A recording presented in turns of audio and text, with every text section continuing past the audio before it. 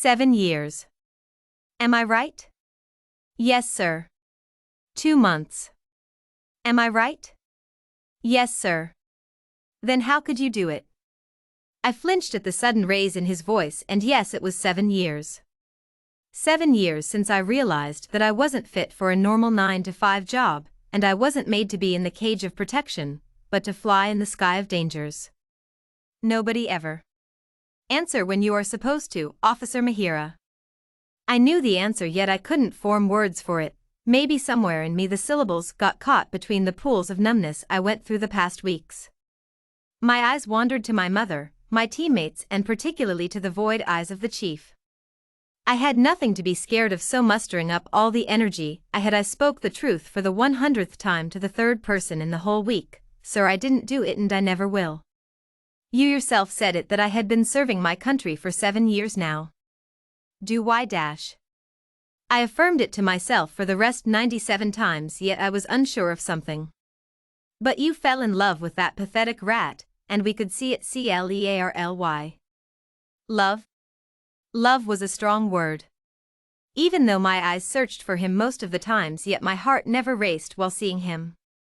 Certainly I smiled seeing him smile, yet I didn't shed a single tear watching him in those scars and bruises. I loved when his large hands engulfed mine's small ones, and we could see how perfectly they fitted together.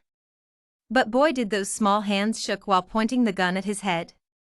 Just for a few seconds. No, I never loved him, not even for a single second, and with that a tear fell from my still burning eyes. I never loved him. I always knew this part of the human emotions was a forbidden fruit for me. No matter how tempting it looked, I still kept it away. 7 years are enough to know that it wasn't just a love or liking towards my country, but much more. I respect it just like I respect you, Chief. The day you started training me, I pushed everything behind, all the connections. The moment you handled me the gun, I knew I had to carry those 6 scars for the rest of my life. I turned my head to the right to show my prized possessions. Mom, I admire my country just like I admire and adore you. I know no matter what, at the end I have to return to it. To my safe place, my home, she cried, but was my country too crying because of me? My heart goes warm at its name just like when I see you guys. I know that we ain't just a group of people who work together. We bickered like siblings, teased each other like friends, stayed like a family, and surely worked as a team. You guys trust me, right? I smiled at each one of them, but got none in return. What have you been doing these past months, huh? Watched those cliché movies and learnt these dialogues, Mahira, or should I say guilty Mahira? I could sense it all, the mocking in his voice, venom in his words, the little smirk on his face. It's still ma'am to you, and for others it's officer Mahira. You have been here for 10 years, Officer Samir, right? So I assume that you know the difference between a suspect and a guilty, and would take that as a slip of tongue, I said, smiling warmly at him. And for your answer, these past months I have been leading the mission White Rose and ended it successfully. Evidences are against you.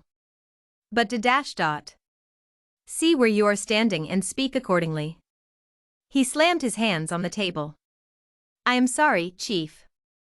I had the flashbacks of the first time I held the gun. It was heavy, but the load of this excuse was heavier. I remember the first time I wore my uniform. I was happy, but not happier than the day I ended this mission successfully. I could still feel the pain I felt the first time getting shot, but these eyes on me calling a traitor were far more powerful to hurt me. I smiled at the thought when I was held captive for months, but this torment was something else. I clearly remember the first time I shot a terrorist, but no, neither I was guilty then nor now. Remove your medals and badges. Was this the end? Was this the point where people say I give up? Was this the time when you say to yourself that everything I did wasn't enough for anybody? 1, 2, 3, 4, 5. Can I remove this allegation too? The tenderness of sand was enough for me to realize that the real reality I was making to live in could break at any time. But yet, being the stubborn person I am, I held it in my hands even though it was passing just like time. I knew I need to vest in to make it come out. It was so different from the castles of the darkness I ever heard about. My eyes started getting teary, reminiscing the years of injuries and injuries.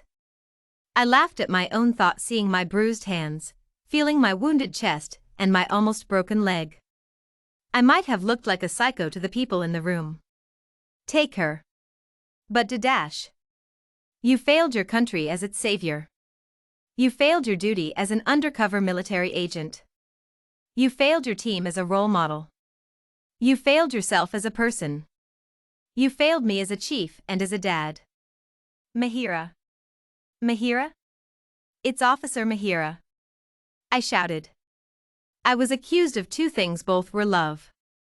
One I didn't commit, and second I committed too much.